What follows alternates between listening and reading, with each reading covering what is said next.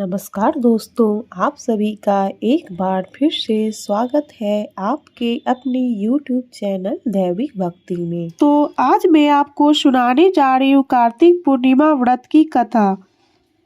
हिंदू धर्म में कार्तिक पूर्णिमा का विशेष महत्व है। माना जाता है कि इस दिन ही भगवान विष्णु ने मत्स्य अवतार में जल में निवास किया था, इसलिए लोग आज गंगा स्नान करना बहुत शुभ मानते हैं। वहीं यह भी मान्यता है कि कार्तिक पूर्णिमा के दिन ही शिव जी ने त्रिपुरासुर का वध किया था, इसलिए इसे त्रिपुरारी पूर्णिमा भी कहते हैं। वहीं ऐसी भी मान्यता है कि इस दिन देवी लक्ष्मी बहुत प्रसन्न रहती है। ऐसे में उनकी पूजा आज करने से मनचाहा फल प्राप्त होता है। कार्तिक पूर्णिमा व्रत की पहली कथा। एक पौराणिक कथा के अनुसार तारकासुर नामक एक राक्षस था। उसके 3 पुत्र थे, तारकक्ष, कमलाक्ष और विद्युन्माली। तारकासुर बहुत ही बलवान था। उसने धरती व स्वर्ग पर अपना आतंक मचा रखा था, जिससे परेशान होकर देवताओं ने भगवान शिव से उसका अंत करने के लिए प्रार्थना की। उनकी प्रार्थना सुनकर भगवान शिव ने तारकासुर का वध किया। इससे देवता बड़े प्रसन्न हुए। तारकासुर के 3 पुत्रों को यह सुनकर बड़ा दुख हुआ और उन्होंने इसका बदला लेने के लिए ब्रह्मा जी की कई वर्षों तक घनघोर तपस्या की। उनकी तपस्या से प्रसन्न होकर ब्रह्मा जी ने तीनों से वरदान मांगने को कहा। तीनों ने ब्रह्मा जी से अपने अमर होने का वरदान मांगा।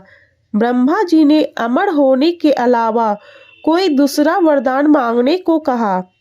इसके बाद उन तीनों ने कुछ देर तक इस पर बहुत विचार किया और फिर ब्रह्मा जी से कहा, आप 3 अलग अलग नगरों का निर्माण करें, जिसमें सभी बैठकर पूरी पृथ्वी और आकाश में घूम सके।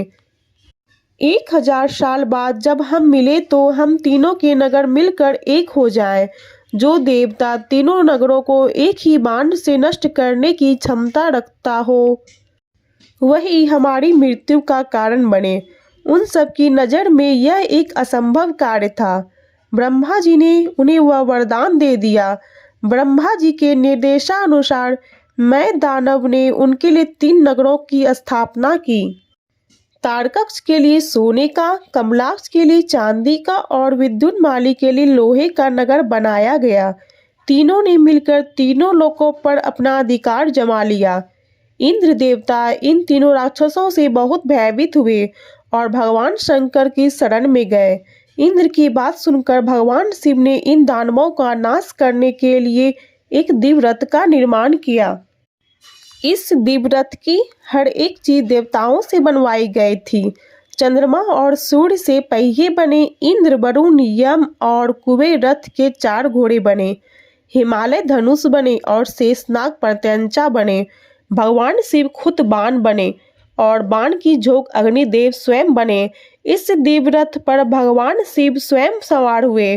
देवताओं से बने इस रथ और तीनों भाइयों के बीच भयंकर युद्ध हुआ। युद्ध करते समय प्रभु लीला से एक ऐसा समय आया जब तीनों रथ एक ही सिद्ध में आ गए। जैसे ही ये तीनों रथ एक सिद्ध में आए, उसी समय भगवान शिव ने अपने बाण छोड़े और तीनों का नाश कर दिया। इसी वध के बाद भगवान शिव को त्रिपुरारी कहा जाने लगा था।